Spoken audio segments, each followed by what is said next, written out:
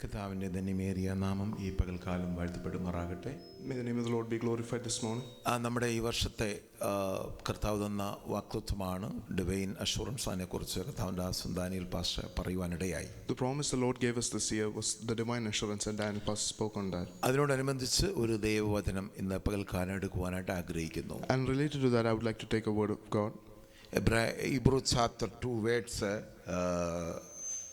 16. എബ്രായ ലേഖനം 2-ാം അധ്യായം 16-ാമത്തെ വാക്യം നമുക്ക് അല്പസമയമായിട്ട് ചിന്തിക്കാം. ദൂതന്മാരെ സംരക്ഷണം ചെയ്യുവാനല്ല, അബ്രഹാമിൻ്റെ സന്തതിയെ സംരക്ഷണം ചെയ്യുവാനത്രേ അവൻ വന്നത്. For indeed he does not give aid to angels, but he does give aid to the seed of Abraham. എബ്രായ ലേഖനം അത് നമ്മൾ പഠിച്ചു കഴിഞ്ഞാൽ, when we study the epistle of Hebrews, യേശു ക്രിസ്തുവിൻ്റെ ഔന്നത്യത്തെയും മഹാപുരോഹിതൻ ആണ് എന്നുള്ള ആ കാര്യങ്ങളുമാണ് ഇവിടെ വെളിപ്പെടുത്തുന്നത്. It reveals the greatness and the high priest role of Jesus. ഇന്ന് പകൽക്കാലം നമ്മൾ സഭായോഗത്തിൽ കടന്നു വരുമ്പോൾ നമ്മൾ യാഗമർപ്പിക്കാനായിട്ട് വന്നവരാണ്. When we come here for the church meeting, we have come to offer sacrifices. മഹാപുരോഹിതനായ കർത്താവായ യേശു ക്രിസ്തുവിൻ്റെ കൃപാസനത്തിന് അടുക്കലേക്കാണ് നമ്മൾ ഇന്ന് പകൽക്കാലം വന്നിരിക്കുന്നത്. We have come to the presence of the high priest, our Lord Jesus Christ. അതുകൊണ്ട് നമ്മുടെ ഓരോ സ്തുതിക്കും സ്തോത്രത്തും ഓരോ യാഗമാണത്. So our praise and thanksgiving is a sacrifice to him. നിങ്ങൾ എത്രത്തോളം സ്തോത്രങ്ങളും സ്തുതിയും അർപ്പിക്കുന്നു, അത്രത്തോളം ബ്ലെസ്സിങ് ഇന്ന് പകൽക്കാലം നിങ്ങൾക്കുണ്ടാകും. As many as the praises and thanksgiving you offer to him, you will have such blessings in your life. അതൊരു വലിയ പവറാണ്. That is a great power. അതിനകത്ത് ഡിവൈൻ ടച്ച് ഉണ്ട്. There is a divine touch in that. അത് നിങ്ങളെ വിടുവിക്കുന്നതാണ്. And it will deliver you. അതിനെക്കുറിച്ച് ഒത്തിരി പറയുവാൻ എനിക്ക് ആഗ്രഹമുണ്ടെങ്കിലും സമയത്തിന് ചുരുക്കം മൂലം ഞാൻ വചനത്തിലേക്ക് കടക്കുന്നു. But due to the shortness of time, I'll go on to the word of God. ഇവിടെ എബ്രായ ലേഖനകർത്താവ് പൗലോസ് ആണെന്ന് ചരിത്രം പറയപ്പെടുന്നു. The history says that the writer of this epistle is Paul. അല്ലെങ്കിൽ ഇതിൻ്റെ ഒത്തിരി ഇൻട്രൊഡക്ഷൻ പറയാനുള്ള ആ ഒരു സമയമില്ലാത്തത് കൊണ്ട് ഞാൻ ഈ വേദഭാഗത്തിൽ മാത്രം നിൽക്കുവാനായി താല്പര്യപ്പെടുന്നു. I would only like to stay here in this portion of the word of God. ഇവിടെ നമ്മൾ വായിച്ച വേദഭാഗം ദൂതന്മാരെ സംരക്ഷണം ചെയ്യുവാനല്ല, the portion he does not aid to the angels. അബ്രഹാമിൻ്റെ സന്തതിയെ പ്രൊട്ടക്റ്റ് ചെയ്യുവാനാണ് കർത്താവായ യേശു ക്രിസ്തു ഈ ഭൂമിയിലേക്ക് വന്നത്. But he gives to protect the seed of Abraham. Jesus has come into this world. എങ്ങനെയാ നമ്മൾ അബ്രഹാമിൻ്റെ സന്തതി എന്ന് പറഞ്ഞാൽ ആരാണ്?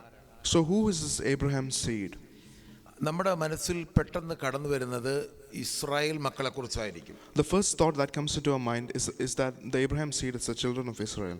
അപ്പോൾ നമ്മൾ അബ്രഹാമിൻ്റെ സന്തതി എന്ന് ഈ വചനം പറയുന്നത്, so when this word mentions Abraham's seed, അബ്രഹാമിന്റെ തലമുറയിൽ ജഡത്തിൽ നിന്ന് ജനിച്ചവരെ കുറിച്ചല്ല പറയുന്നത്. It doesn't mention those who came through who was begotten by Abraham. റോമാലേഖനം 9-ാം അധ്യായം അതിൻ്റെ 6, 7, 8 വാക്യങ്ങൾ നമുക്ക് വായിക്കാം. Let us read Romans chapter 9 verse 6 and 7. അത് നമുക്ക്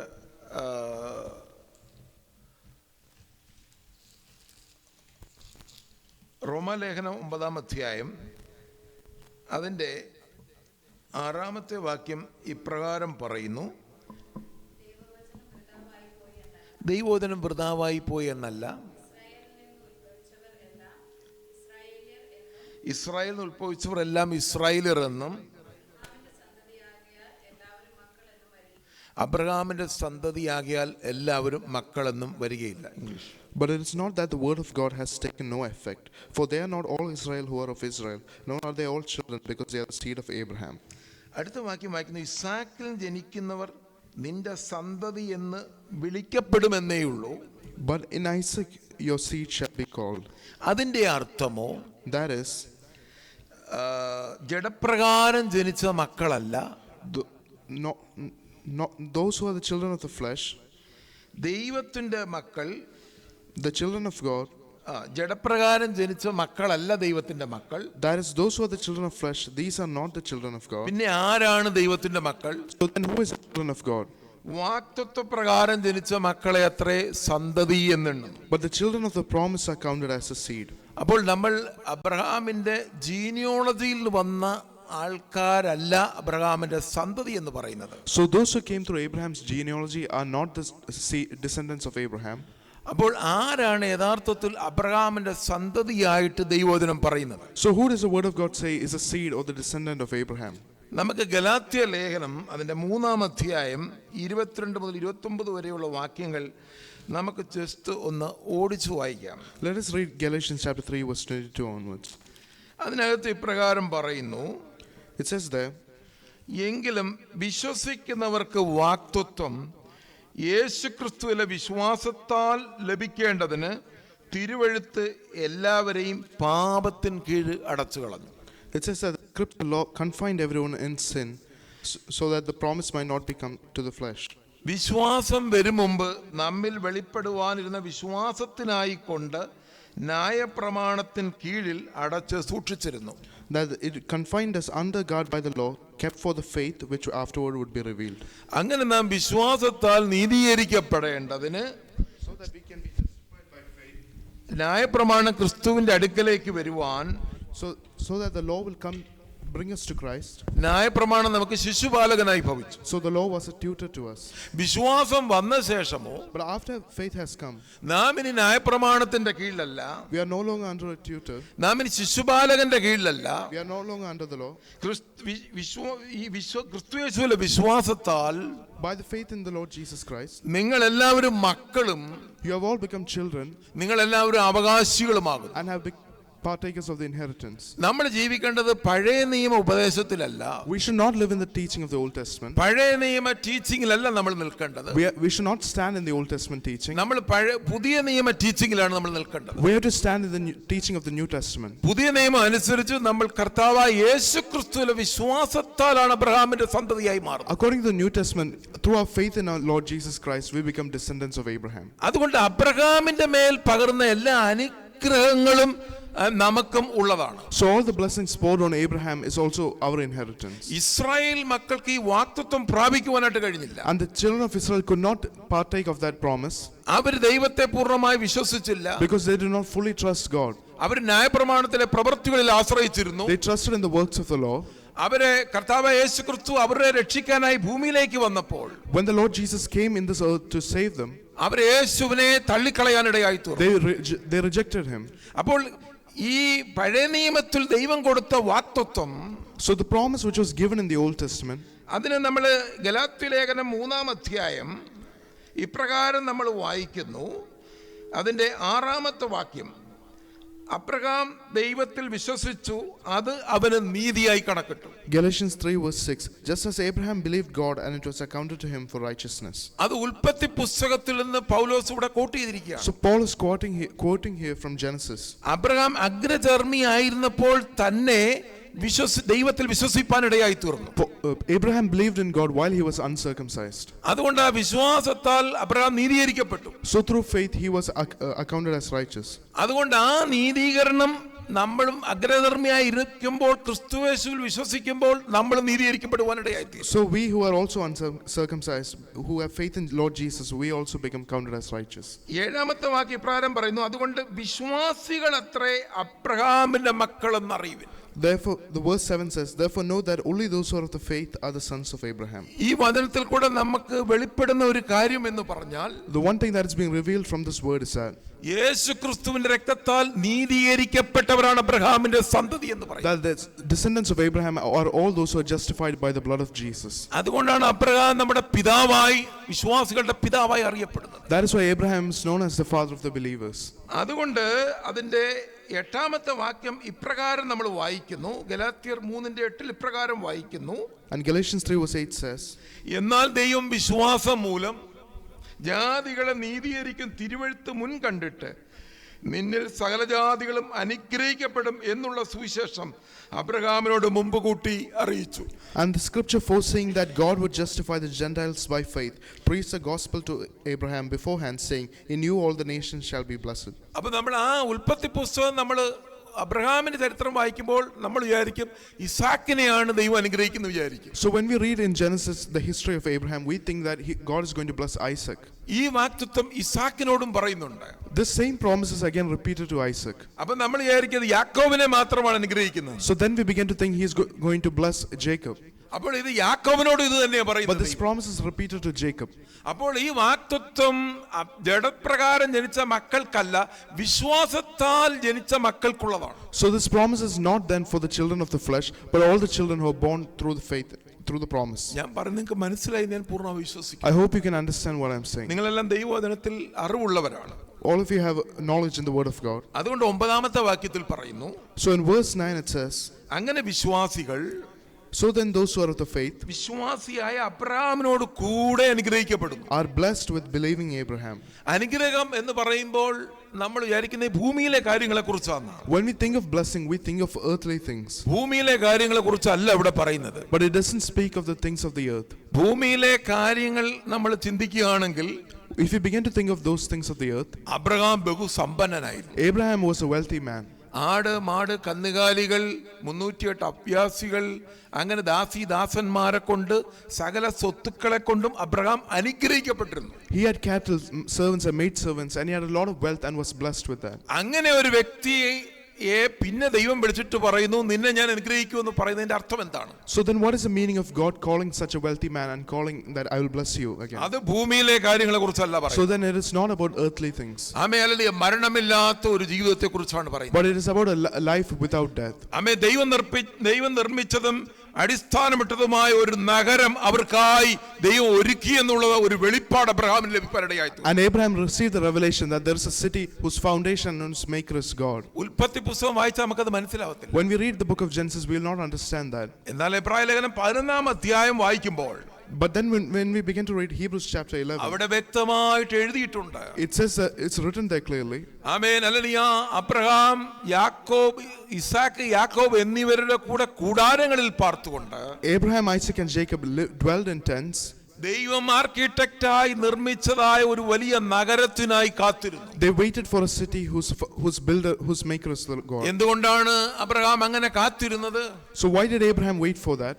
ആമേൻ. അബ്രഹാമിനോട് പറഞ്ഞു, നിന്റെ സന്തതിയെ ഞാൻ ഹല്ലേലൂയ ആകാശത്തിലെ നക്ഷത്രങ്ങൾ പോലെയും കടൽക്കരയിലെ മണൽത്തരി പോലെയും ആക്കും. It was said to Abraham that your descendants shall be the stars of the sky and the sand of the desert. അബ്രഹാമിന് മനസ്സിലായി, എന്റെ കാലഘട്ടത്തിലല്ല ഇത് സംഭവിക്കാൻ പോകുന്നത്. So Abraham understood it will not happen in my lifetime. ഒരു വലിയ generation ദൈവം hallelujah ഒരുക്കിയിട്ടുണ്ടെന്ന് അബ്രഹാമിന് മനസ്സിലായി. Abraham understood there is a generation prepared by God. അതുകൊണ്ട് അബ്രഹാം തന്റെ വലിയ ഭവനങ്ങളൊന്നും പണിയുവാനായിട്ട് പോയില്ല. So Abraham didn't begin to build big homes. Lot amen Sodom ഗൊമോറയിൽ വലിയ ഭവനത്തിൽ ഇരിക്കുമ്പോൾ While Lot stayed in a big house in Sodom and Gomorrah, അബ്രഹാമിന് വെളിപ്പാട് കിട്ടിയത് കൊണ്ട് കൂടാരങ്ങളിൽ പാർക്കുവാനിടയായി. but because Abraham received this revelation, he dwelled in tents. Abraham ഇസാക്കിനോടും യാക്കോബിനോടും ഈ വെളിപ്പാട് പറയുവാനിടയായി. And Abraham shared this revelation to Isaac and Jacob. അതുകൊണ്ട് അബ്രഹാം പറഞ്ഞു, മക്കളെ, നമുക്ക് ഈ കൂടാരങ്ങളിൽ പാർക്കാം, ദൈവം നമുക്ക് വേണ്ടി വലിയൊരു സിറ്റി ഒരുക്കുവാനായിട്ട് പോകുന്നു. So Abraham said to them, children, let's stay in tents because God has prepared a city for അതാണ് us. പുത്തനാം യെരൂശലേം എന്ന് പറയുന്നത്. And that is the new Jerusalem. അതാണ് നമ്മുടെ പ്രത്യാശ. And that is our hope. അതാണ് നമ്മുടെ രക്ഷ എന്ന് പറയുന്നത്. That is our salvation. അതുകൊണ്ട് നമുക്ക് ആ ഒരു പ്രത്യാശയുള്ളവരായി ഇന്ന് പകൽക്കാലമായിരിക്കാം. So in this morning we have to be with those who have that hope. ആ പ്രത്യാശയോടെ ജീവിക്കുന്ന ദൈവത്തിന്റെ പൈതലായ നാം ഓരോരുത്തരും As children of God who have that hope, അബ്രഹാമിന്മേൽ പകർന്ന നിത്യജീവൻ എന്ന അനുഗ്രഹം നമ്മുടെ മേലും പകർന്നിട്ടുണ്ട്. the same blessing of eternal life which was poured on Abraham is poured on us too. ഈ അനുഗ്രഹത്തിന്റെ ഈ ഒരു ബ്ലെസ്സിങ്ങിന്റെ ഭാഗമാണ് നമുക്കൊരു ഡിവൈൻ അഷുറൻസ് ആണത്. And as part of this blessing is divine assurance. അതുകൊണ്ട് നമ്മുടെ മേൽ ഒരു ഡിവൈൻ പ്രൊട്ടക്ഷൻ ഉണ്ട്. So there is a divine protection on us. അപ്പോൾ അബ്രഹാമിന്റെ സന്തതിയായ ഞാനും നിങ്ങളും എവിടെ പോയാലും ദൈവത്തിന്റെ പ്രൊട്ടക്ഷൻ ഉണ്ട്. So as descendants of Abraham, wherever we go, we have protection from God. അതൊരു ഡിവൈൻ പ്രൊട്ടക്ഷൻ ആണ്. It is a divine protection. അതുകൊണ്ട് നമ്മുടെ ഈ യാത്രയിൽ ദൈവത്തിന്റെ വലിയ പ്രൊട്ടക്ഷൻ ഉണ്ട്. So in our journeys, God's protection is there. അതാണ് ഈ വർഷം നമുക്ക് ദൈവം തന്ന വാഗ്ദത്ത വചനം, ഭയപ്പെടേണ്ട, ഞാൻ നിന്നോട് കൂടെ ഉണ്ട്. And that is a promise God gave us this year. Fear not, for I am with you. ഏറ്റെടുക്കണം. We have to believe and receive that. അതൊരു മനുഷ്യന്റെ വചനമായിട്ടല്ല ചെയ്യേണ്ടത്. We should not take it as a word of man, ദൈവത്തിന്റെ വചനമായിട്ട് ഏറ്റെടുക്കണം. but as a true word of God. ആമേൻ. ഞാനൊരു ഉദാഹരണം പറഞ്ഞിട്ട് അല്ലെങ്കിൽ കർത്താവിന്റെ മേശയിലേക്ക് കടപ്പാനായിട്ട് ആഗ്രഹിക്കുന്നു. I would like to give an example and then go to the Lord's table. അപ്പോസ്തലപ്രവൃത്തി 18-ാം അധ്യായം നമ്മൾ വായിക്കുമ്പോൾ When we read Acts of the Apostles chapter 18, അപ്പോസ്തലനായ പൗലോസ് ഗ്രീസിന്റെ തെക്കേ പ്രദേശമായ കോരിന്തിൽ വരുവാനിടയായി തീർന്നു. Apostle Paul from Greece, he went to the southern part. തന്റെ രണ്ടാമത്തെ missionary യാത്രയിൽ കോരിന്തിലെത്തുമ്പോൾ And in the second missionary journey, when he reached Corinth, അവിടെ ഒത്തിരി ബർബർമാരെ കാണുവാനിടയായി തീർന്നു. he saw many barbarians there. അവരെ അൺസിവിലൈസ്ഡ് ആൾക്കാരാണ്, അപരിഷ്കൃതരായ ആൾക്കാരാണ്. They were uncivilized people. അവർ പാപത്തിന്റെ മ്ലേച്ഛതയിൽ ജീവിക്കുന്നവരാണ്. They were living in wickedness and sin. എന്നാൽ എവിടെ പൗലോസ് പോയാലും പൗലോസിന് ഇന്റൻഷൻ ഉണ്ട് സ്വന്തക്കാരെ വിടുവിക്കണമെന്നുള്ളത്. But wherever Paul went, he had an intention to save those who belonged to him. അത് നമുക്കുണ്ട് ഇപ്പോഴും. And we also have that intention. നമ്മൾ എവിടെ പോയാലും നമ്മുടെ ആൾക്കാരെയാണ് കൂടുതൽ ഫോക്കസ് ചെയ്യുന്നത്. We like to focus on our own people. ദൈവത്തിന്റെ പദ്ധതി അതല്ല, ദൈവമായ എല്ലാവരെയും വിടുവിപ്പാൻ ആഗ്രഹിക്കും. But God's purpose is to save everyone. അതുകൊണ്ട് പൗലോസ് എവിടെ പോയാലും ആദ്യം സിനഗോഗുകളിൽ പ്രസംഗിക്കുവാനായിട്ട് ഇടയായിത്തീരും. So Paul, wherever he went, he would first preach in synagogues. സിനഗോഗുകളിൽ പ്രസംഗിച്ചുകൊണ്ടിരുന്നപ്പോൾ അവിടെ പൗലോസിന് ഭയങ്കര എതിർപ്പുകൾ വന്നു. And when he began to preach in synagogues, he had a lot of opposition. ഞാനിത് പറയുന്നത് അപ്പോസ്തലപ്രവൃത്തി 18-ാം അധ്യായം ആധാരമാക്കിയാണ്. I'm speaking this based on Acts chapter 18. അവിടെ പൗലോസിനെ ഒത്തിരി പേർ ദുഷിക്കുവാനിടയായിത്തീർന്നു. And many people began to say against Paul. പൗലോസിനെ ഒത്തിരി പേർ നിന്ദിക്കുവാനിടയായിത്തീർന്നു. And they began to make him ashamed. Hallelujah, സ്തോത്രം. അവിടെ സ്തോത്രം ഒരു പള്ളിപ്രമാണിയായ നമുക്ക് ആ ഭാഗം ഒന്ന് വായിക്കാം. അപ്പോസ്തലപ്രവൃത്തി 18-ാം അധ്യായം പെട്ടെന്നൊന്ന് വായിച്ചിട്ട്. Acts chapter 18.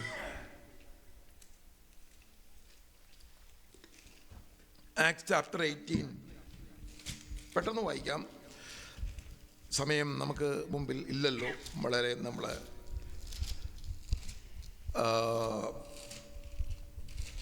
അവിടെ നമ്മൾ വായിക്കുമ്പോൾ അവിടെ അതിൻ്റെ 6-ാമത്തെ വാക്യം, ആക്ട് ചാപ്റ്റർ 18 വേർഡ് 6 നമുക്കൊന്ന് വായിക്കാം. ഒരാൾ ഒന്ന് വായിച്ചു മലയാളത്തിന് ശേഷം. ആ ആ ആ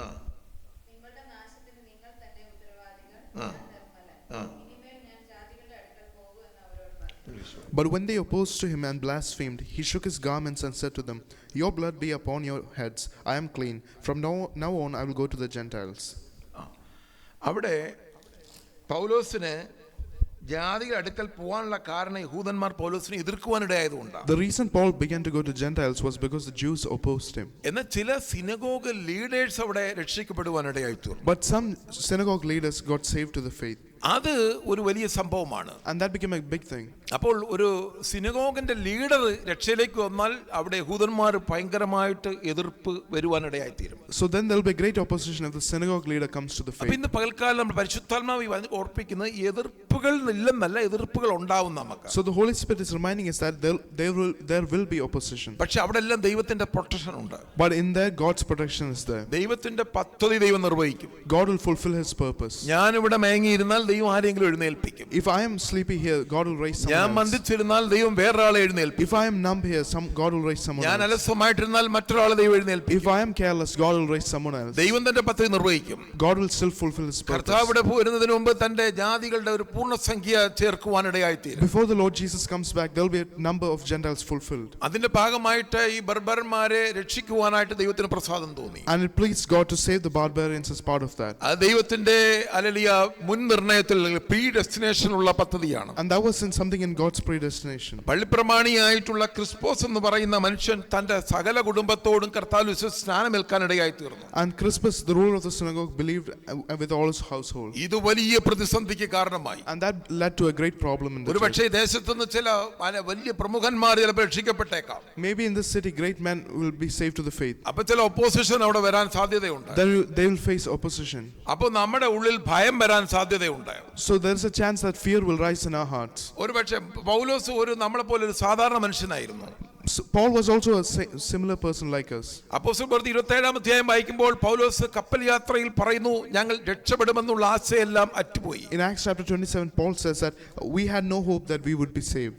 നമ്മളൊന്നും വിചാരിക്കരുത് നമ്മൾ ഇനി എത്ര 10,000 പേരെ രക്ഷപ്പെടുത്തി എന്ന് പറഞ്ഞാലും ശക്തിപ്പെടുത്തുന്ന ഒരു ദൈവദാസനായാലും അവരുടെ ഉള്ളിലും ഭയം വരാൻ സാധ്യതയുണ്ട്. We have to think that even the minister who leads people to salvation also has fear in their hearts. വലിയ പ്രതികൂലങ്ങൾ വരുമ്പോൾ പലപ്പോഴും നമുക്ക് ഈ ഭയം അകത്ത് വരാൻ സാധ്യതയുണ്ട്. When great troubles comes to us, there is a chance that fear will rise. നമുക്ക് ആകുലത വരാൻ സാധ്യതയുണ്ട്. There's a chance anxious thoughts might rise. നമ്മളിങ്ങനെ നമ്മുടെ ജീവന് ചിലപ്പോൾ ഭീഷണിയായി എന്ന് നമുക്ക് തോന്നിപ്പോകാം. We might think that it's a harm to our life. അന്ന് രാത്രി പൗലോസ് കോരിന്തിൽ ആ രാത്രി താമസിക്കുമ്പോൾ, But as Paul said that night in Corinth, പൗലോസിന്റെ ഉള്ളിൽ ഭയം വരുവാനിടയായി തീർന്നു. fear began to again rise in Paul's heart.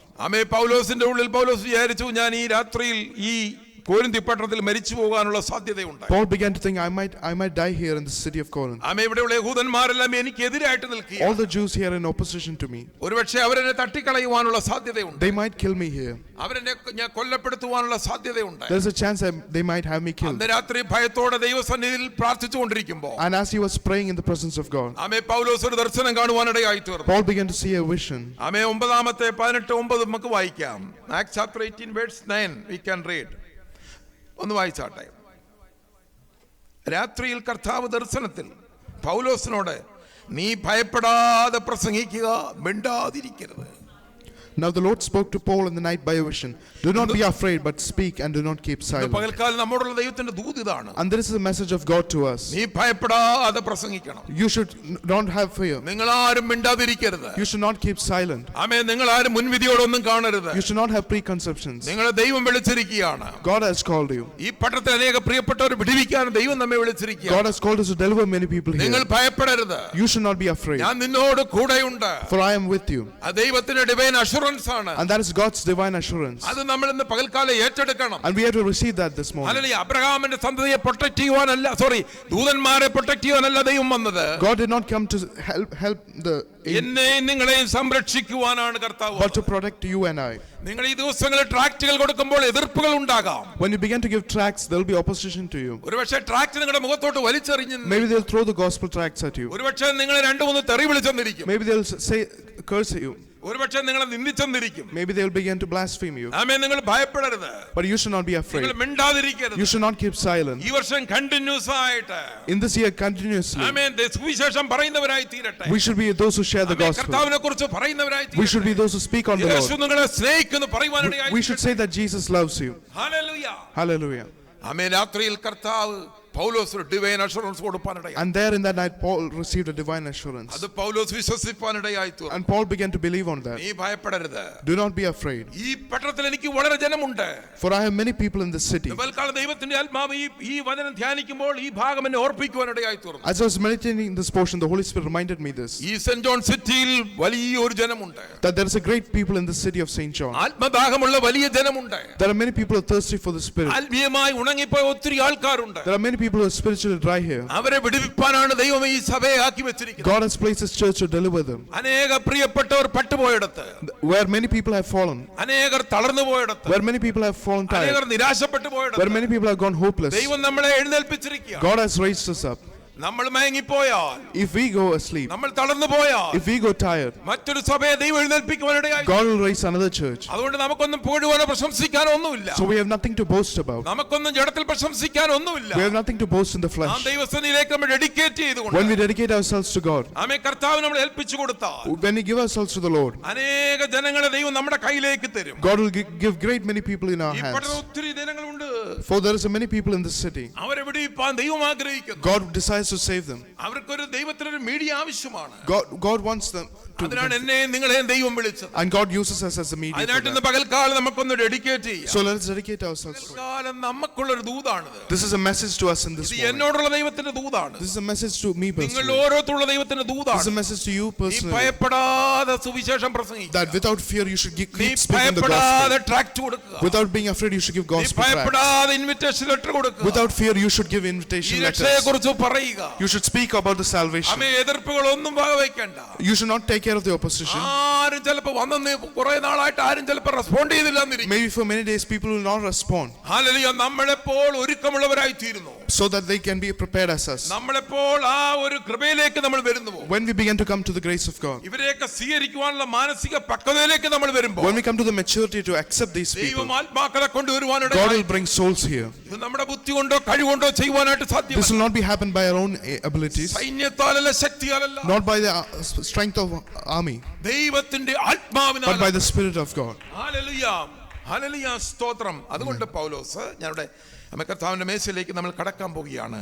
Hallelujah, സ്തോത്രം. പൗലോസ് 1.5 വർഷം കോരിന്തിൽ പാർത്തു. So Paul stayed for 1.5 years in Corinth, ഒരു മനുഷ്യനും പൗലോസിനെ കയ്യേറ്റം ചെയ്തു. and not a single man stood against Paul. വലിയൊരു കൂട്ടം ജനം അവിടെ And a രക്ഷിക്കപ്പെടുവാനിടയായി. great many people were saved in that city. Hallelujah, കോരിന്തിൽ ഒരു സഭ സ്ഥാപിപ്പാനിടയായി. And a church was established in Corinth. ഹല്ലേലൂയ, സ്തോത്രം. ദൈവത്തിന്റെ പദ്ധതി അതാണ്. That was God's purpose. 1.5 വർഷം അവിടെ താമസിച്ച് യുവനം പ്രസംഗിച്ചു. For 1.5 years he stayed there and preached the word. ആമേ. ഒരു വർഷം നമ്മൾ ഇവിടെ സുവിശേഷം പറയുമ്പോൾ ഹല്ലേലൂയ, സ്തോത്രം, ദൈവത്തിന്റെ ദൈവം നിശ്ചയിച്ച ആൾക്കാർ ഇവിടെ കടന്നുവരിടയായി. For a year when we began to share the gospel, God has purpose will come here. അതുകൊണ്ട് ഇന്ന് പകൽക്കാലം ഈ വചനത്തിൽ കൂടെ ഓർപ്പിക്കാനുള്ള ദൈവത്തിന്റെ വലിയ ആമേ ഡിവൈൻ പ്രൊട്ടക്ഷൻ ആണ്. So I'm reminding you through this word that we have a divine protection. നമ്മളെ പ്രൊട്ടക്ട് ചെയ്യാനാണ് കർത്താവ് വന്നത്. Lord has come here to protect us. നമ്മളത് വിശ്വസിക്കണം. We have to believe that. നമുക്ക് ഇന്ന് പകൽക്കാലം ഷെയിം വരാൻ പാടില്ല. We should not have any shame. Tract കൊടുക്കുന്ന കാര്യത്തിൽ നമുക്ക് ഷെയിം വരാൻ We പാടില്ല. should not be ashamed in sharing gospel tracts. Hallelujah. നമുക്ക് TPM-ലോട്ട് ചെന്ന് കഴിഞ്ഞാൽ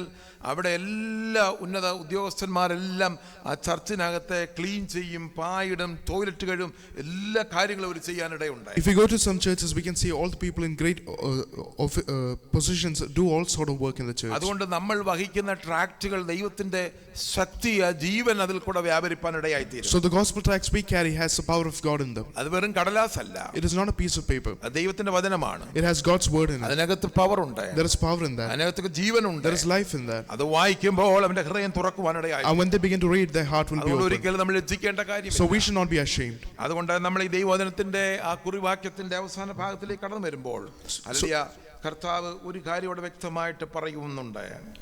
As we come to that verse again which we read in the beginning, the Lord says something clearly. അതിന്റെ 2-ാമത്തെ വാക്യം, അതിന്റെ 14-ാമത്തെ വാക്യം നമുക്കൊന്ന് വായിക്കാം. Hebrews chapter 2 verse 14. മക്കൾ ജഡരക്തങ്ങളോട് കൂടിയവരാകൊണ്ട് അവനും അവരെ പോലെ ജഡരക്തങ്ങളോട് കൂടിയവനായി മരണത്തിന്റെ അധികാരിയായ പിശാചിനെ തന്റെ മരണത്താൽ നീക്കി ജീവപര്യന്ത മരണഭീതിയിൽ അടിമകളായിരുന്നവരൊക്കെയും വിടുവിപ്പാനിടയായി തീർന്നു. Inasmuch then as the children have partaken of flesh and blood, he himself likewise shared in the same, that through death he might destroy him who had the power of death, that is the devil, and release those who through fear of death were all their lifetime subject to bondage. ഇന്ന് പകൽക്കാലം കർത്താവിന്റെ മേശ നമ്മുടെ മുമ്പിലുണ്ട്. We have the Holy Communion before us. അല്ലെ, കർത്താവിന്റെ മേശ ഇത് ഓർപ്പിക്കുന്നത് കർത്താവ് ഇതുവരെ വന്നിട്ടില്ല എന്നുള്ളതാണ്. The Holy Communion reminds us that the Lord has not yet come. ഇത് ഓർപ്പിക്കുന്ന കർത്താവിന്റെ ക്രൂശ് മരണമാണ്. It reminds us of the crucifixion of our Lord. അല്ലെങ്കിൽ ഞാൻ ഈ ഭാഗം വായിച്ച കർത്താവിന്റെ ക്രൂസിനെ ഓർക്കുവാൻ വേണ്ടിയിട്ടാണ്. I read this part so that we can remind ourselves of the cross of the Lord. കർത്താവിന്റെ മരണം നമ്മെ വിടുവിച്ചതാണ്. The death of the Lord Jesus has saved us. നാം മരണഭീതിയിലായിരുന്നു. We were in fear of death. അവൻ Calvary ക്രൂസിൽ നമുക്ക് വേണ്ടി യാഗമായി തീർന്നു. But through the cross on Calvary, he became sacrifice for us.